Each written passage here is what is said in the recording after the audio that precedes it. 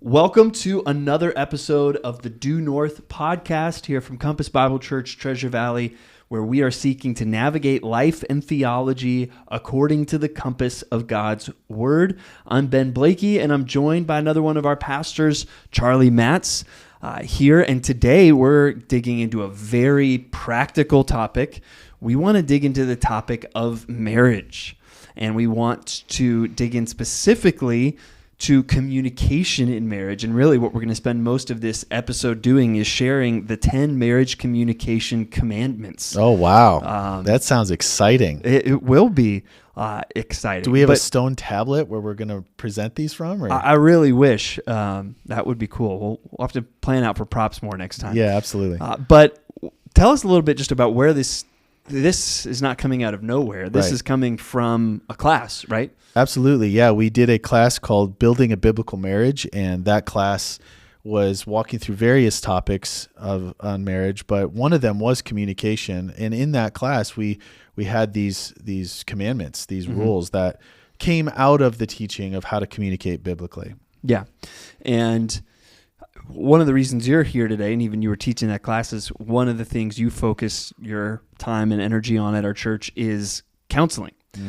So is marriage, and specifically communication within marriage, are those common counseling topics, or is this a pretty niche episode? Yeah, you could say that's common. Yeah, that's kind of core to a counseling ministry.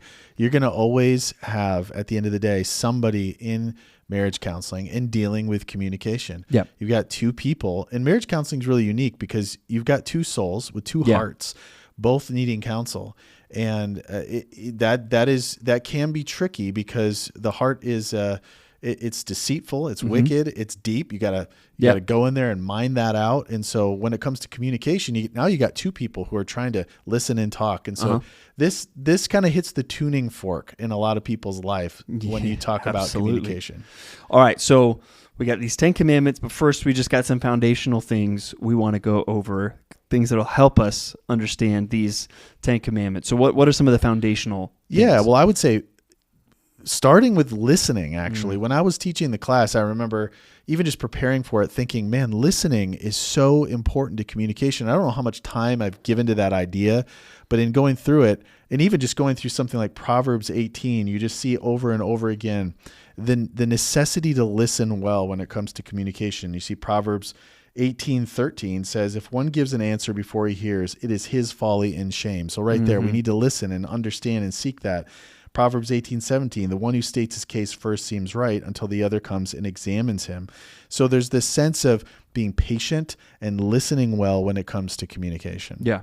And I think even specifically for husbands, they're commanded in 1 Peter 3:7, live with your wives in an understanding way. What is a prerequisite for understanding? Listening. Like, you're not going to do that if you don't listen. Well, what else? What are some other just foundational things before we embark on the 10 commandments? If you're familiar with the Bible, which I hope that you would be, you'd probably instantly think about James chapter 3 if you're thinking about communication. It's such a powerful chapter. Talks about the tongue and coming from, talking about speech really is what it's talking about. But it's just packed with so many implications of how powerful the tongue is, for better or for worse. And so that's something that we need to remember too, that communication isn't just, kind of this off to the side thing. It has to do with so much of the Christian life, because out of the heart, the mouth speaks. Yeah. And so throughout Scripture and in the New Testament especially, Jesus talks a lot about our words. And because there were this group called the Pharisees, that they were known as hypocrites because they would say one thing and believe in their heart another, and they would betray themselves by their actions and their words. Yeah. And so in James 3, one of the things that you can see here is it gives a couple of examples like the bit in the horse of a mouth, or the rudder of a ship, or a fire setting ablaze. Remember in the class we talked about the Great Chicago Fire, how it started with a cow tipping over a lantern, and it killed so many people and destroyed so much property. Yeah. And so we want to be careful because the tongue is powerful, and I think that's a good foundation to have before we go into these 10 commandments. Proverbs 18 again, like you said, death and life are the power of the tongue. Like the tongue can be an incredible weapon or tool. Like it can build up or it can tear down. And like you said there at the end, a big part of it is our words reveal our hearts. And so that also just reminds us, to think of Ephesians 4, we're putting off and putting on, but that's what we're putting on, something on the outside that reflects a new inner reality, right? That this isn't just behavior modification. This has to flow from a renewed heart that's been transformed by Christ. Absolutely. And I think if we're honest, we often walk around and talk without thinking a lot. And I think that's a big problem. We get into a marriage and we just start talking and we don't think about it. We don't think about listening. We don't think about talking. And one of the challenges that I would make to all married people is be very intentional about your listening and about your speaking. And part of that is being suspicious of your motives. I think of James 4:1-3 that says, what causes quarrels and what causes fights among you? Is it not this, that your passions are at war within you? You desire and do not have, so you murder. You covet and cannot obtain, so you fight and quarrel. You do not have because you do not ask. You ask and do not receive because you ask wrongly to spend it on your passions. And so really auditing your life and saying, what controls me? What are my passions? Yeah. What's at war within me that's spilling out? And I think as we audit our words and the way that we listen in our marriages, we'll start to see, man, there's some idols. There's some things in there that are at war. There's passions. I've got the Spirit that's convicting me, and I'm through the Word of God, I'm understanding what God's will is in my life. But then I have this flesh. And so we want to be aware of those things before we jump into these commandments. And then when we have these commandments, we can start to go, oh yeah, I got to go back to those principles in order to understand who I am as a person, how God created me, what my speech even means. Yes, sir. So with that as a prelude, let's get into the 10 commandments. Commandment number 1 is, I will speak to God through prayer about my marital issues before I talk to my spouse. Off to a good start. Yeah, absolutely. Well, in creating these, I was thinking the number one thing that we need to be doing is talking to God first. Yeah. Oftentimes people will be sitting on, like my couch and the counseling setup that I have in my office, and you'll hear them talk a lot about each other and the difficulties that they have with each other. And then sometimes I'll ask people, how much have you talked to God about these things? And the answer is I haven't. And so we're sitting there and I go, the person who actually can do something about this, the only person who can change that other person's heart is the one you haven't talked to yet. So let's start there. Let's start talking to God first and foremost, because, when we look at the Lord's Prayer, really that whole prayer, that template for prayer, really focuses on our life before the Lord first and foremost. We need to be really praying about our own heart first. And then we start to pray for our other spouse's heart. And part of how that works is it tenderizes our heart before the Lord. I think a big part of it is prayer reminds us who's God. Yeah. And a lot of problems in marriage come from you're either putting your spouse in the place of God or you're putting yourself in the place of God. I think a spouse can come to the other one and I'm just dumping all my problems on you. And that's going to then become a combustible conversation because I'm dumping my problems on you instead of casting my burdens on the Lord first and foremost. Or I think of anger, which is something we'll get to more. Many times that's because I want to be in charge. I want to be in control. I'm not happy with how things are going. So I'm angry instead of God's God. I'm not. I'm submitted to His. And that's a very practical way to turn away from either putting myself or my spouse in the place of God is I'm going to put God in the place of God by praying and bringing my frustration, my concern, whatever it is, to God first and foremost. Because prayer changes things, like you were saying, like I was saying. And if you want to see change, start with prayer. Yeah. So commandment number 2. I will not be led by my emotions when I speak to my spouse. So we have emotions. Yes. They're good. God created those. We've actually had past episode on that. Yeah, absolutely. And I know Pastor Josiah even did a class on God's emotions.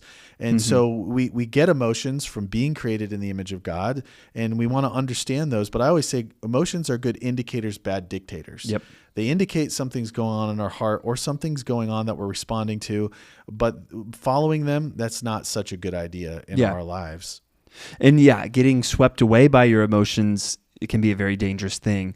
I think sometimes it's not wrong to express those emotions, but I think sometimes we need to realize, or even sometimes saying things like, I feel, Right. With kind of like in a knowing way prefacing like, this is how I'm feeling, but even I'm suspicious of what I'm about to say. Right. Like you were saying, we want to be suspicious of our motives. So saying things sometimes in a caveated way, instead of just letting our feelings take the reins and drifting into, I always, you never, drastic, exaggerated things. That's what we want to avoid. When you think of the fruit of the Spirit, love, joy, peace, patience, kindness, goodness, faithfulness, gentleness, self-control, those are objective ideas. Yeah.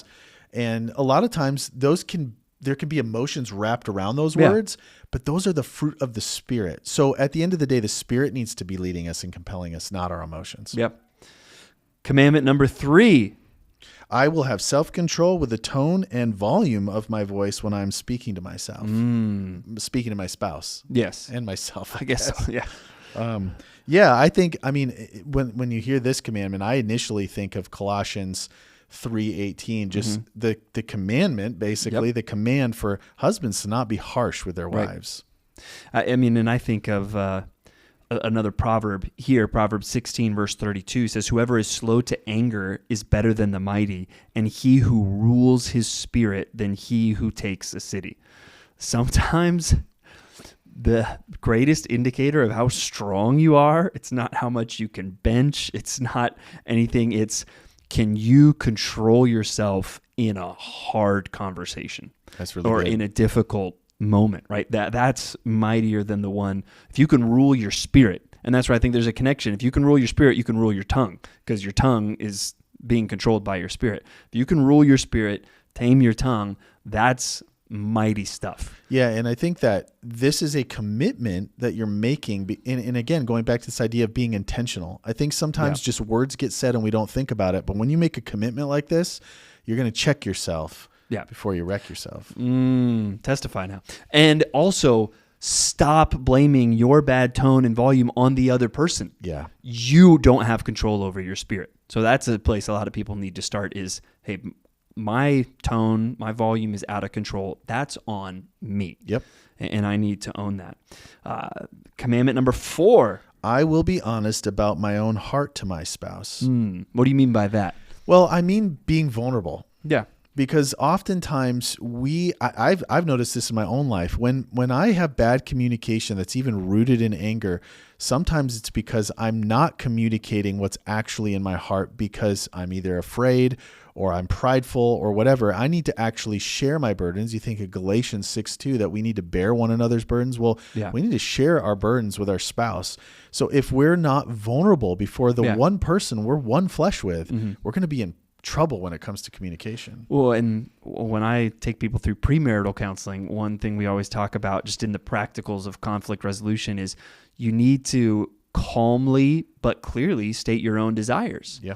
And I think sometimes people over spiritualize, well, I'm not going to say what I really want because I'm going to be a loving husband and sacrifice for my wife. Or, well, I'm going to be a submissive wife, so I'm not going to say what I really want. And sometimes not being clear about what you really want is just hurting because we're not mind readers, even though sometimes it feels like you can do that in marriage. You can't always do that. And so being honest, even about your own desires, but again, calmly and clearly doing that can be such a help. And to create an environment where we can share burdens and be honest or vulnerable, that kind of necessitates what we're about to get to in commandment number 5. I will actively listen to my spouse with undivided attention. Yeah. Yeah, Proverbs 20 verse 5 says, the purpose in a man's heart is like deep water, but a man of understanding will draw it out.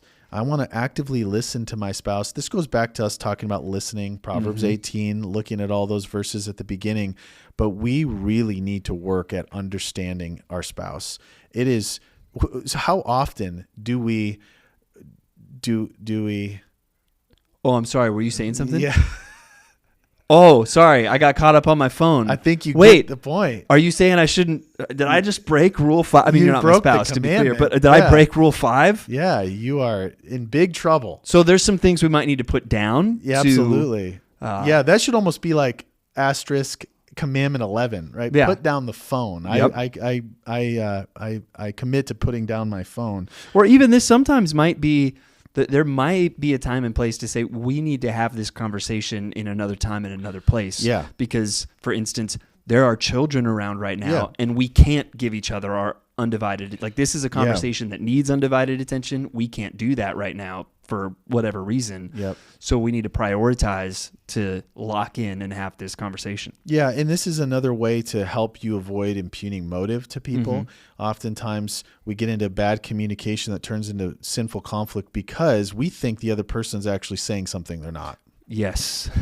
That is, I think that's something that is so wrong in our culture. We don't actually talk. We speak past each other. We are arguing with someone, but we're actually not arguing with them. We're arguing with a straw man we've created. Yeah. And that can happen in marriage too. Like, listen to someone so you could, even sometimes it's helpful to even show you're listening by saying, wait, is this what you're saying? Yeah. And put it in your own words so they can say, yes, that's what I'm saying. Because sometimes we're thinking on the same page. Absolutely. As that. Commandment number 6. I will consider my spouse's words more important than my own.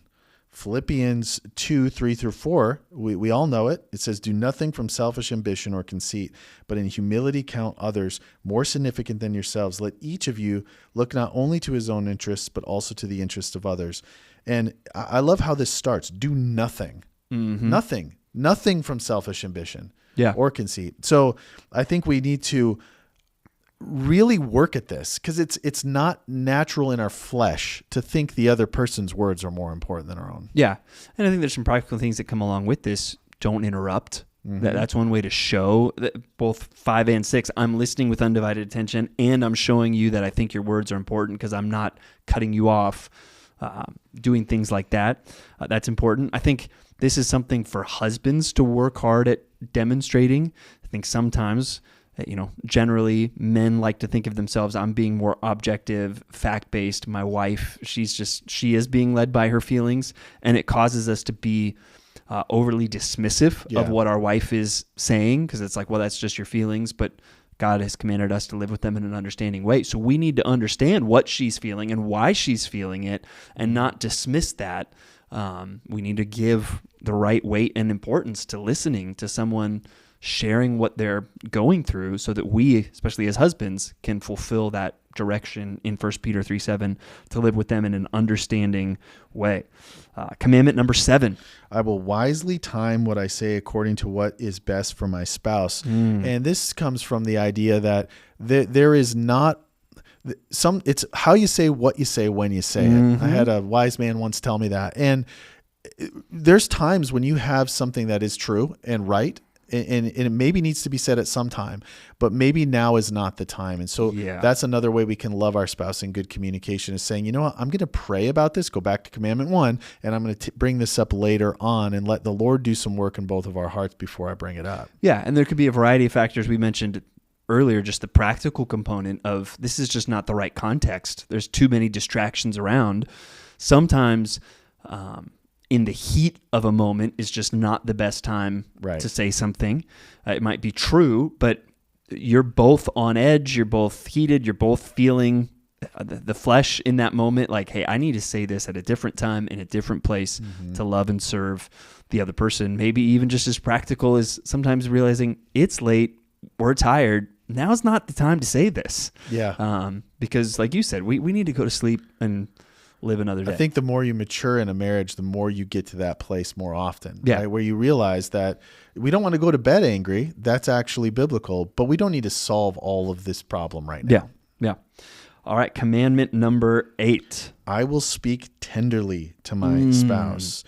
We see in Proverbs 15 verse 1, a soft answer turns away wrath, but a harsh word stirs up anger. There's such, you talked about it earlier, that our strength comes from restraint. We exhibit strength and restraint. And there's so much power in being tender with somebody.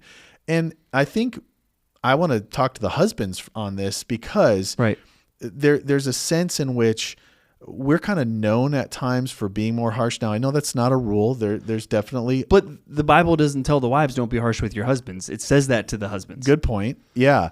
So I think because of that, when we are tender in a moment, where our wives actually know that we could be harsh, Yeah. it goes a long way. And again, it's not unique to men. If I had to pick, even just from all my counseling experience, one proverb that, hey, if you master this proverb, like, you will have gone a long way towards mastering communication. It's this one. Yeah. And I just think, you think of a ping pong match, and when you're just nicely volleying it back to each other, and then as soon as one person hits it with a little more sauce on it, right, then things pick up. Yeah. And the same is true oftentimes, even if I'm counseling someone and it's like, well, what's going on? Tell me what happened. And they start describing it. It's almost like we're watching the game film, and it's like, oh, pause it right there.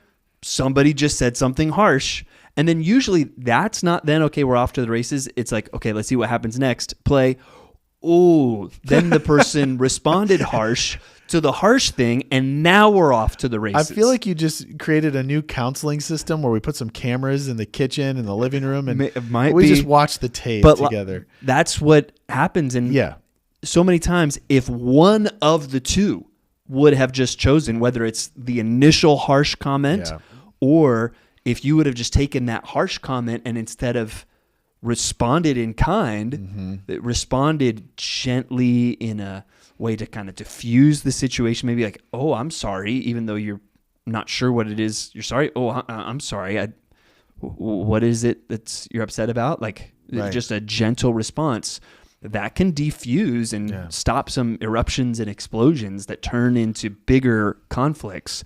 You can nip them in the bud with that tender, a soft answer. Yeah, you want to be more like the police officers in our church and less like the military guys, right? The military guys.